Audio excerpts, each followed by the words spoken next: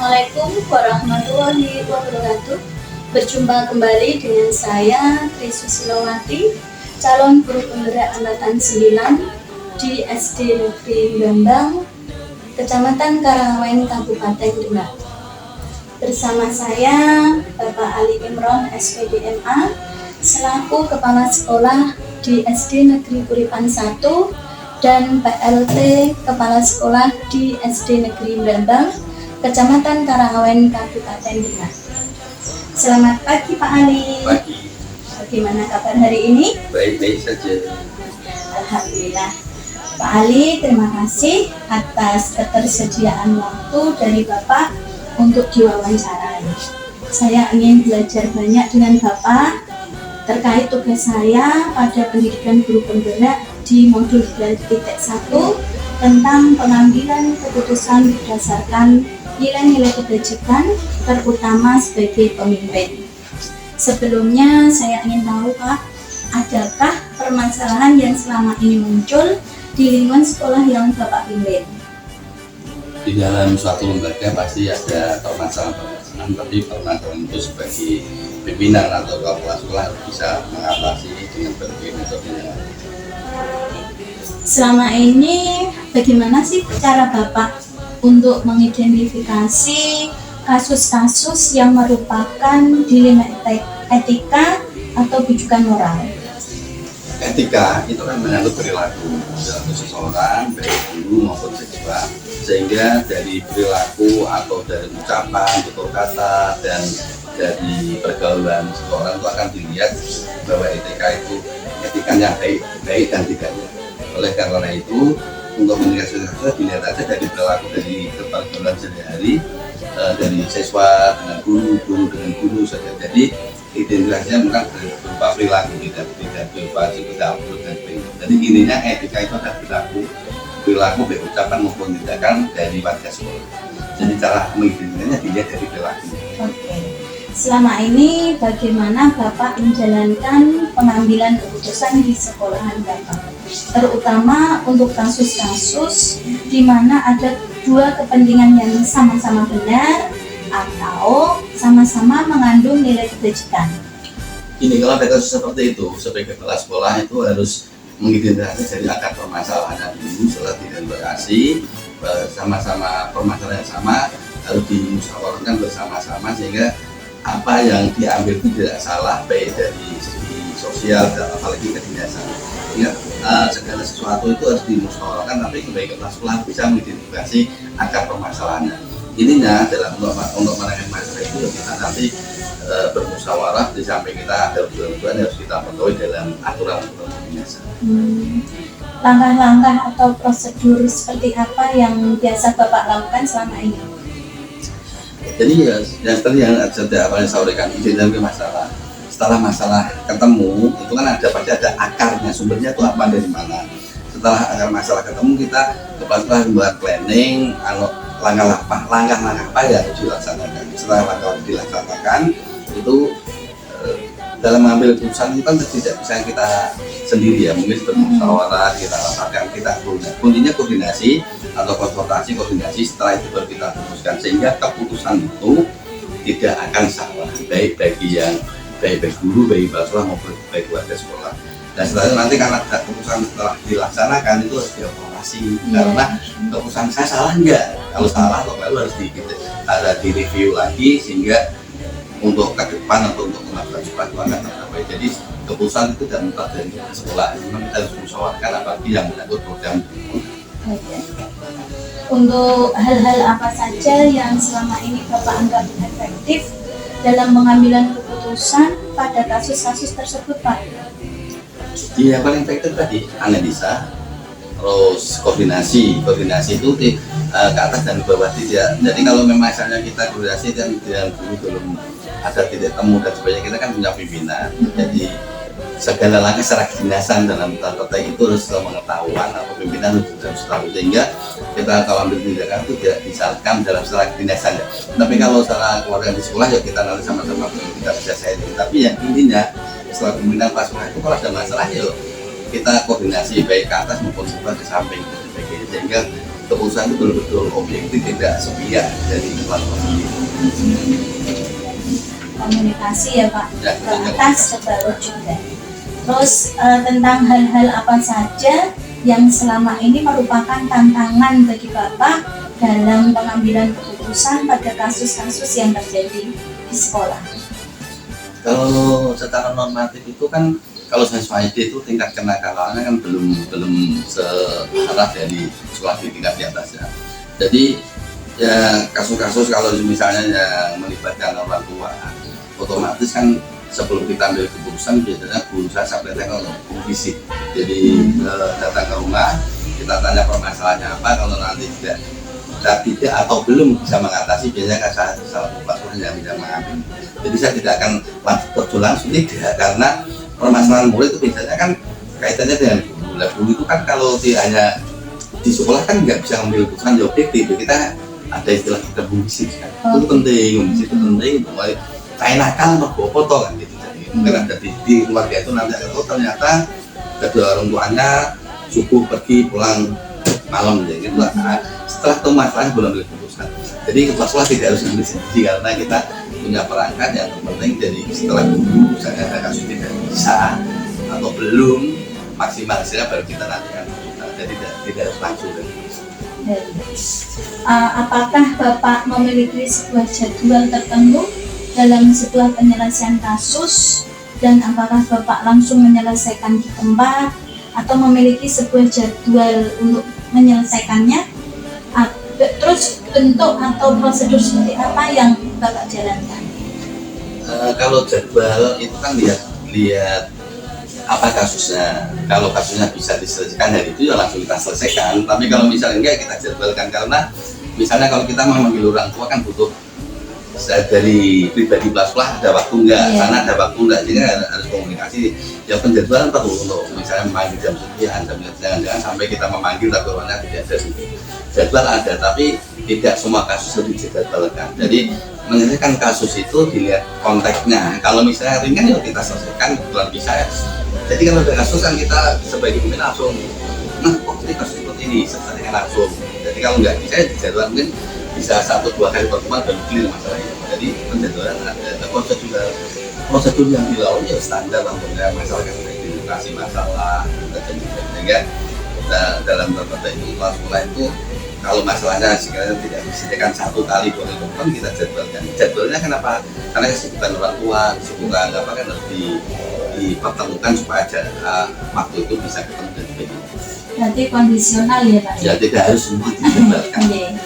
Kemudian apakah ada seseorang atau faktor-faktor apa yang selama ini mempermudah atau membantu Bapak dalam pengambilan keputusan dalam kasus-kasus dilema ITK?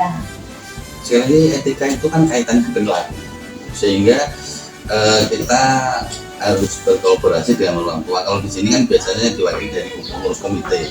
Jadi bisa jadi sebelum kita bertemu orang tua kita bisa bersama dengan komite. Saya yakin Bapak Ibu guru atau bahkan tidak bisa menyelesaikan sendiri karena keterbatasan waktu, sehingga terus berkooperasi dan stakeholder yang ada. Misalnya kalau sudah menyangkut kenakalannya melibatkan desa, kita bersama dengan kepala desa. Kalau lingkungan ini berkolaborasi, jadi tidak bisa menyelesaikan sendiri, apalagi itu masalah etika. Etika itu kan kita biarkan perilaku, ucapan dan sebagainya. Jadi dalam menyelesaikan masalah dilema etika itu, yuk kita memang harus berkolaborasi sendiri untuk bisa mencapai hasil yang maksimal. Dari semua hal yang telah disampaikan Bapak tadi, pembelajaran apa yang dapat Bapak petik dari pengalaman Bapak dalam mengambil keputusan dilema etika, Pak? Dari pengalaman itu berarti kan dari semua etika atau dilema etika tadi kan nanti semua orang tuh pasti punya plus minus, jadi tidak semuanya baik, gitu, punya jelek. Tapi yang minimal kalau kita sebagai pimpinan itu harus bisa menyelesaikan permasalahannya.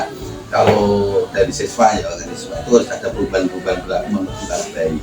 Jadi intinya semua permasalahan itu pengalaman saya sebagai kepala sekolah harus diselesaikan, dan yang titik ujungnya atau tujuannya supaya memperbaiki dari perilaku anak atau etika sendiri atau guru sendiri. Terima kasih Pak Ali atas percakapan wawancara hari ini.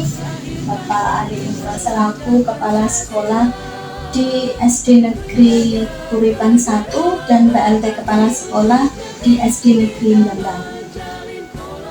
Terima kasih. Wassalamualaikum warahmatullahi wabarakatuh. Assalamualaikum warahmatullahi wabarakatuh. Berjumpa kembali dengan saya Tri Susilawati, calon guru penggerak angkatan 9 dari SD Negeri Lembang, Kecamatan Malawen, Kabupaten Demak. Bersama saya Bapak Eko Atmojo, SPD MSI, selaku Kepala Sekolah di SD Negeri Pundenaron 1 dan PLT Kepala Sekolah di SD Negeri Bumirejo 2. Selamat pagi Pak Eko. Selamat pagi. Bagaimana kabar hari ini? Pak Eko, terima kasih atas waktu yang diberikan dari Bapak untuk diwawancara.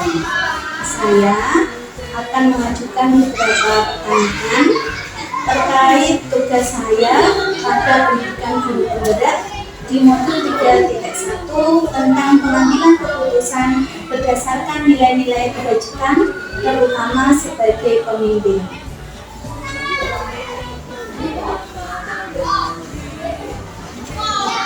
Adakah permasalahan yang selama ini muncul di lingkungan sekolah yang Bapak pimpin? Masalah itu semua tempat ya, pada kondisi dan bagaimana kita mencapai pada dengan mereka itu dalam kapasitas ringan dan Selama ini bagaimana cara Bapak untuk mengidentifikasi kasus-kasus yang merupakan dilema etika atau rujukan moral? berkaitan dengan masalah kita cara mengidentifikasinya adalah pengumpulan data dulu dan fakta yang ada sesuai masalah yang kita hadapi atau bisa kita hadapi, kemudian sampai saya utarakan pada mana yang bermasalah. Dengan kita identifikasi mana itu masuk masalah etika pada paradigma kebenaran atau lawan yang bisa masalah. Kalau kita menghadapi masalah, jangan sampai kita merasakan sesuatu yang kita bisa kasihan, kita tidak mungkin bisa mengadakan itu. Selama ini bagaimana sih Bapak menjalankan pengambilan keputusan di sekolah Bapak, terutama untuk kasus-kasus di mana ada dua kepentingan yang sama-sama benar atau sama-sama mengandung nilai kebajikan? Masih untuk langkah yang pertama tentunya adalah melakukan identifikasi kasus. Kita dulu identifikasi kasus, yang kedua mencarikan beberapa solusi yang diajukan pada orang yang bermasalah. Yang terakhir adalah solusi atau cara jalan yang baik bagi yang punya kasus untuk dan juga untuk implementasinya mereka materi. Untuk langkah-langkah atau prosedurnya seperti apa Bapak yang biasa Bapak lakukan selama ini?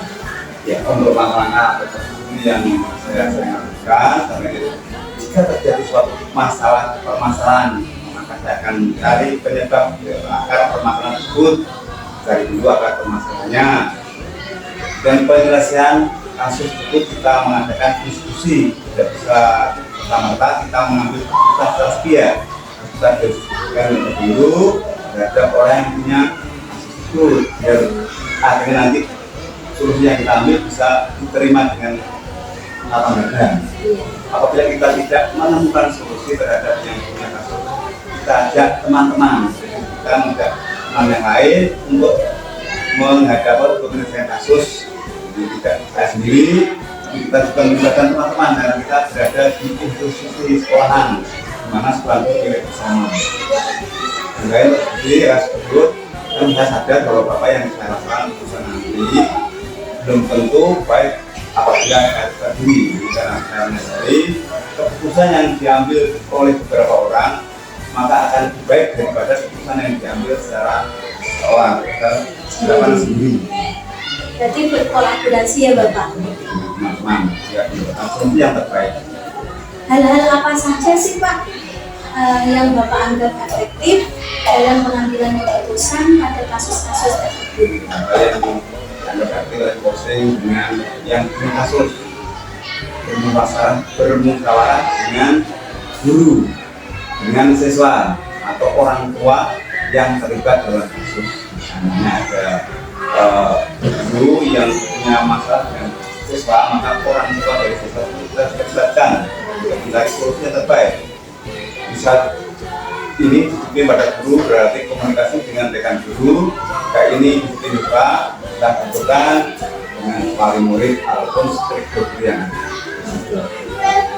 Hal-hal apa saja sih Pak selama ini yang merupakan tantangan dalam pengambilan keputusan pada kasus-kasus yang terjadi? Jadi tantangan atau hal yang ini merupakan tantangan yang paling berat. Tantangan yang berat adalah apabila ada kasus yang terlibat pada hukum, yang terlibat hukum di dalamnya, saya kasihan pada siswa, pada guru, nama baik sekolahan tentunya. Setiap orang yang berbuat kesalahan harus menegakkan disiplin untuk masa depan anak dan supaya anak tersebut bisa memperoleh masa depan yang berkelanjutan. Amin.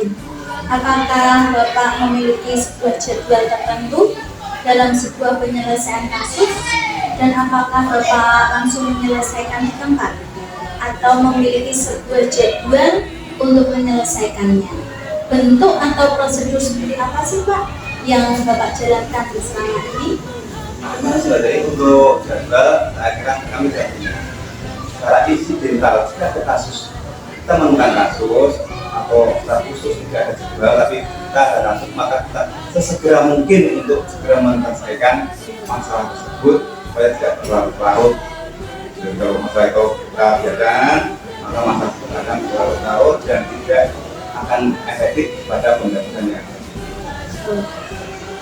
Adakah Pak seseorang atau faktor-faktor apa yang selama ini mempermudah atau membantu Bapak dalam pengambilan keputusan dalam kasus-kasus di Bina ITK? Untuk faktor atau yang membantu kita harus berkolaborasi dengan semua pihak, dengan guru, dengan murid, dengan orang tua murid maupun sebagai kita karena apa?